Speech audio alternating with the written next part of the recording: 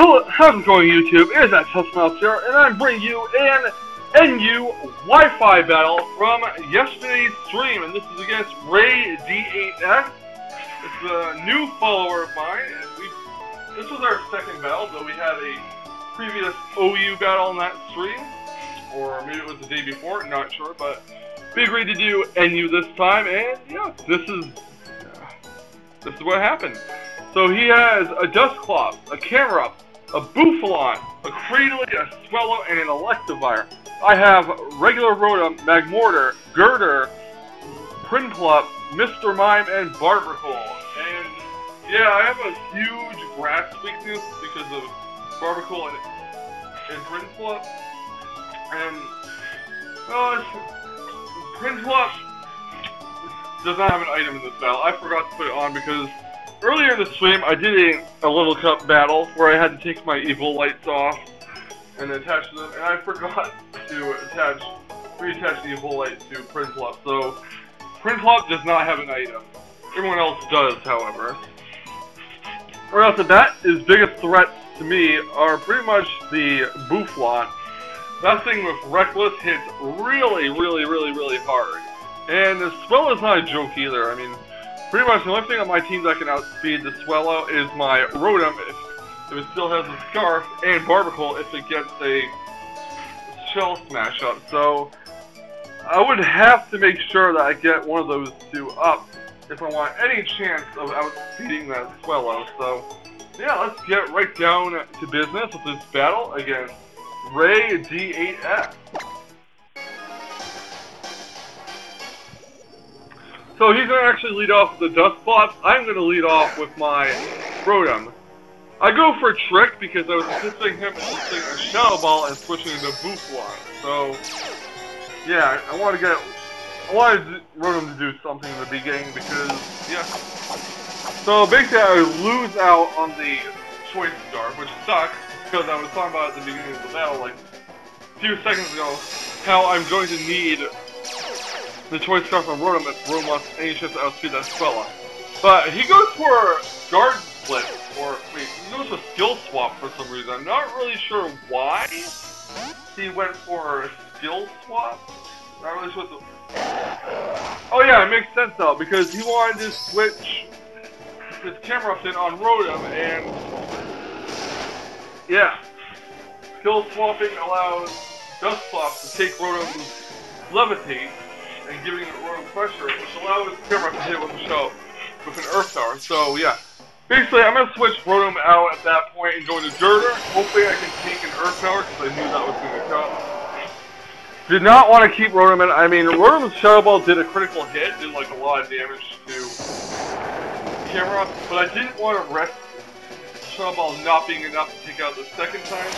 Because if it wasn't, then Rotom would be down, and there goes one of my checks that, well, I mean, even though Rotom doesn't have the Choice Scarf, I still want it there to take care of that Swellow in some form, but yeah. Earth Power is definitely going to take out that Girder. So I'm going to send out my Barbercole.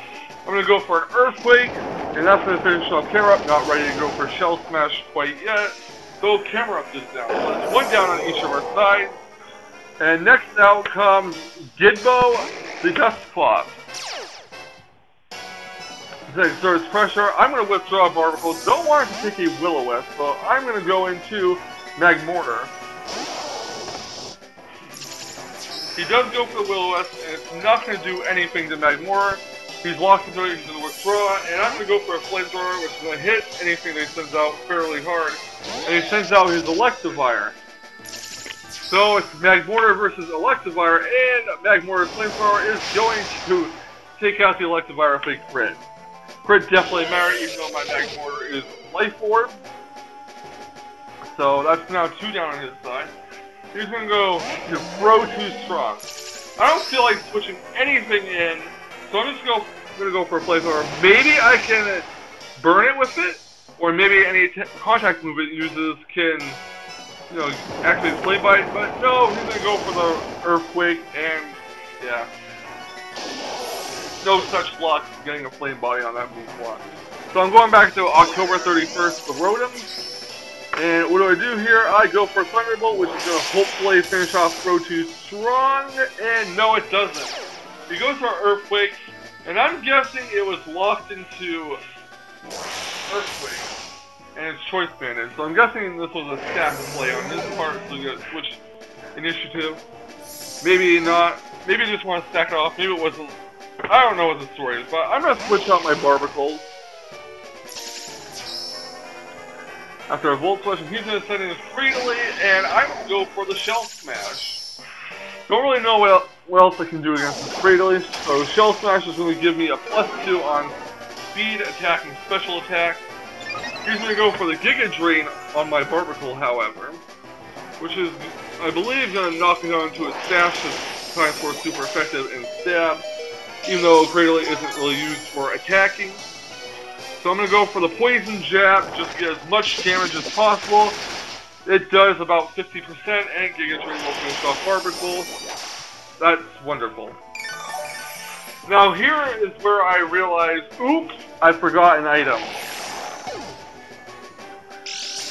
Because I looked at my Prinny, I'm like, oh crap, I forgot my Evil Light.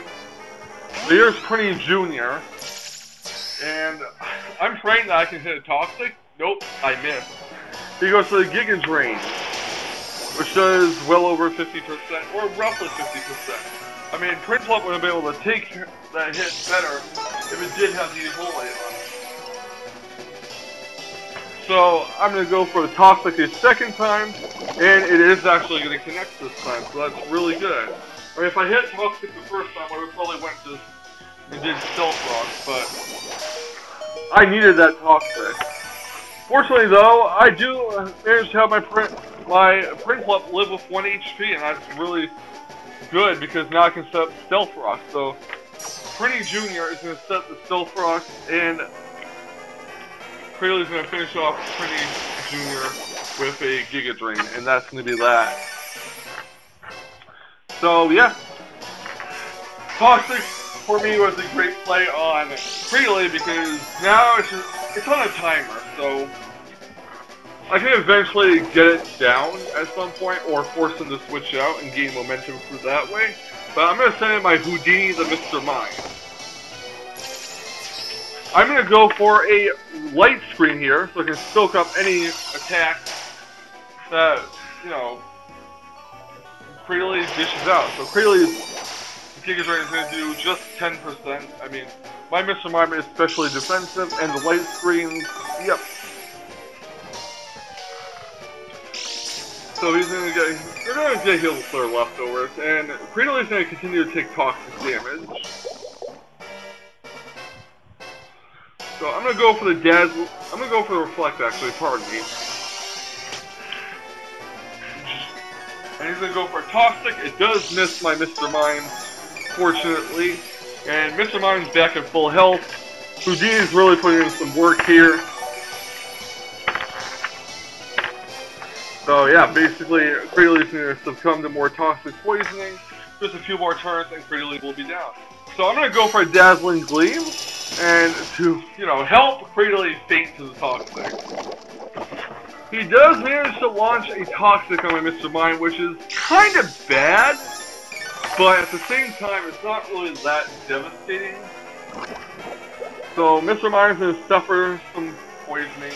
It's really not that big of a deal, and Freely is definitely going to suffer poisoning. So I'm going to go for Dazzling Gleam. That's going to finish off the Freely and knock it out. Now Freely is down. So leftovers on Mr. Mime. And next out comes, I believe, Dustblock? No, Swellow. Alright, here's Swellow. So Swellow's gonna get hurt by the, you know, stones. I'm gonna switch Mr. Mime out just in case he goes for a Protect and predicts a Thunder Wave or something. But he goes for the Brave Bird instead. Unfortunately, I could have gotten a Paralysis on Swellow. I'm pretty sure that even if Mr. Mime's less than stellar physical defenses, he would have lived that Brave Bird thanks to the Reflect. Swellow does, however, get burned by the Flame Orb. It goes for another Brave Bird on Rotom. it's still not going to do enough to take out Rotom. And Rotom is going to finish it off with what I believe to be a Volt Switch. Yeah. So Volt Switch is going to finish off the Swellow and knock out Swellow, which I believe leaves Dusclops. So October 31st comes back, and next out comes Houdini. So, yeah. Houdini is going to get healed with the leftovers and take some poison damage. It's really not that big of a deal at this point. So the Reflect wears off, sadly, and here's Gibdo, the Dusclops. And Dusclops is locked into one move, and I believe that he's going to go for the Nightshade. So I'm going to go for Reflect, not sure why. And here's the Nightshade on Houdini, the Mr. Mime. So now Mr. Mime's at 65 HP, gets healed with the leftovers, and going to take some more poison damage. It's at 57 HP. I'm going to go for a Dazzling Gleam just to lower some HP some more. Lower Dusclops' HP a bit. And this Nightshade is going to be what helps Mr. Mime faint, because it's going to get healed by leftovers. But it's going to take more toxic damage than it has HP, so Mr. Mime is definitely down for the count. Next out comes October 31st, the Rotom. Rotom's going to go for the Shadow Ball, which is going to knock Dusclops down to the range where another Shadow Ball will take it out. So, Rotom is now down to 10 HP, and Shadow Ball is going to finish off Dusclops in what was a pretty good and new battle. My only regret is I wish I could have had that Evolite off my Prinny slot, because, yeah, I gotta pay more attention. Anyways, thank you guys for watching this Wi-Fi battle. Hope you guys enjoyed it, and if you like this and you want to see more, please hit that subscribe button. It would be really appreciated. And I'll see you guys next time for another Wi-Fi battle. Have a great night.